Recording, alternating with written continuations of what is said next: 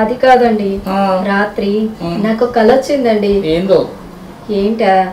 మీరు దుర్యోధనుడు, నేను ద్రౌపది, అందులో మీ దోస్తులు అందరూ ఉన్నారు.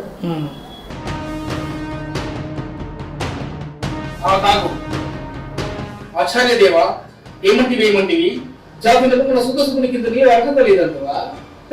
ఎంత మాట, ఎంత మాట! దీక్షాత పరీక్ష కానీ క్షత్రియ పరీక్ష కాకూడదు. ఇది కుల పరీక్ష అందవా? నీ తండ్రి భరద్వాజుడు జనం పెట్టింది అతి జుగుప్సాగరమైన నీ సంభవం మట్టి కుండలో పుట్టింది కదా. నీది ఏ కులము? ఎంత ఏలా అస్పృతామైన ఈ శంతనుడు శివసముద్ర భార్య గంగా గర్భంలో జనించలేదా? ఈయనదే కులము. నాతో చెప్పిద్దురేమయ్యా? మా వంశుడు మూల పురుషుడు వశిష్ఠుడు దేవదర్శకు వరశీపుత్రుడు కాడా?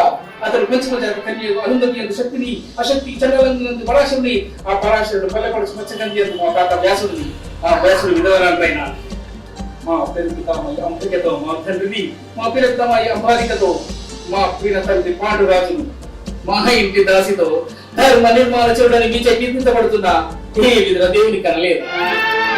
సందర్భావసరం బట్టి క్షేత్ర బీజ ప్రామాణ్యములతో శంకరమైన మా కులవంశం ఈనాడు కులహీనము. కులము కులము అని వ్యర్థవాదములు.